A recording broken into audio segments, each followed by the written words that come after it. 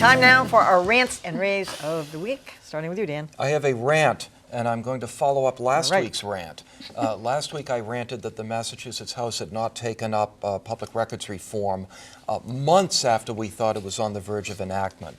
This week, the House did unanimously pass a weakened version of a weak bill to reform public records. There are some good things about it. It does mandate that public agencies designate somebody to deal with Freedom of Information Act requests. It lowers copying fees.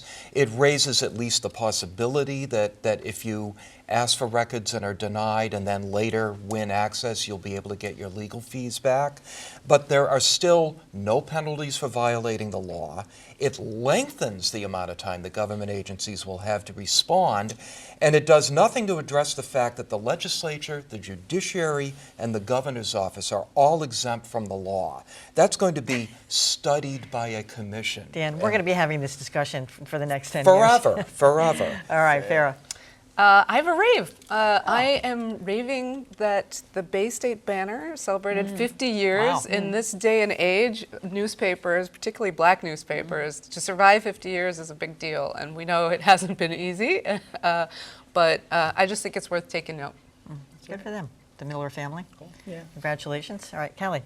I have a rant for somebody who should know better. So in the Chisholm trial, the guy who was the pool photographer, that means he's shooting the footage for all of the stations to use, got tossed out appropriately because he recorded faces of the jurors and he did close-ups of the prosecutor's paperwork.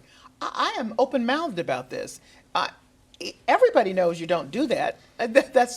And we are struggling now around the question of cameras in the courtroom. And the judge said, listen, I'm a big believer in First Amendment, but really, come on. I don't know who the photographer was, but I just find this It's mind-blowing. actually shocking because these local television stations have been doing cameras in the courtroom since Forever. 1980. Right. That's when the first experience, so for decades, and they all know better. So for any photographer to kind of freelance and do that, and what's even worse, Kelly, I think you may know this, they didn't allow the camera in today either. So even if they had let another station be the pool, the judge said, I'm going to take a chill on this, which means that there are no cameras except maybe stills in the Just trial. for what it's worth, maybe the cameraman or woman freelanced and did something they shouldn't have. It's also possible that some clueless higher up at their station said, here's what I want you to do today. I'm just putting that out there. Every now and then you hear stories of... Nobody's talking to them in their ear like that. No. Yeah, there's other ways to get Well, no, info. they were recorded. That's why They weren't live. Yeah, but So, still. But they did record them.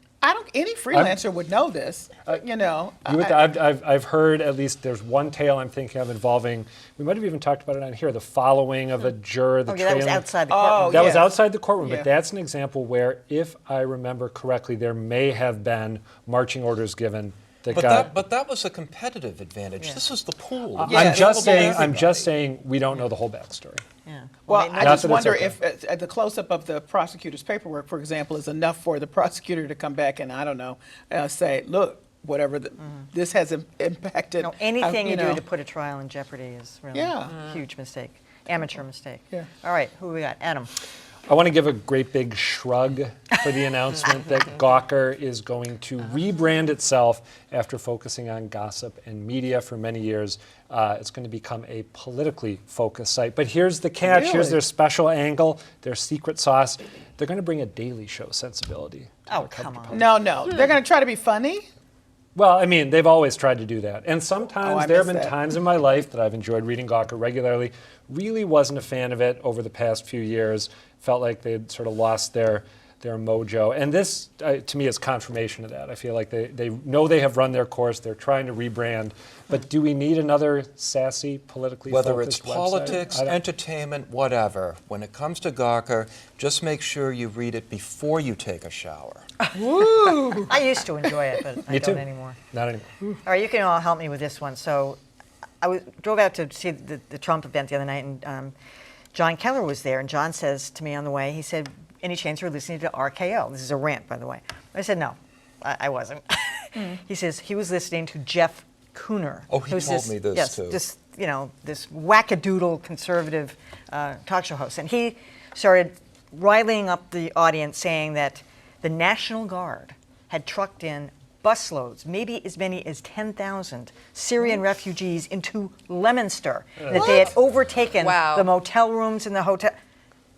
No one. So John got his assignment desk to check it out, and of course it was one of those rumors that somebody stuck a match under it. But I can guarantee you that Jeff Cooner never checked it out, and probably to this day he hasn't checked it out. But that's the kind of thing that you're allowed to foment on the airwaves these days. Well, 10,000 is the total number that. yeah, I don't know. He said thousands. I don't know. I didn't hear it myself. I'm just going by Yeah. what John. Well, that's Keller was telling really me. bad. I mean, I remember listening during Barack Obama's first run for the presidency to Michael Savage promising, and this is different, this is a prediction rather than a report of a thing that occurred, but saying essentially that conservatives were going to be rounded up into concentration camps and imprisoned or worse. Incredibly incendiary Oh, they were going to stuff. reinstitute the fairness doctrine, and that was another one that was going on for. But that's pretty bad, though. Yeah, it's That's bad. pretty horrendous. Pretty bad. All right, that's it for our show. Tell us what you think. Email us, tweet us, or leave a comment. We're always on at beatthepress.org.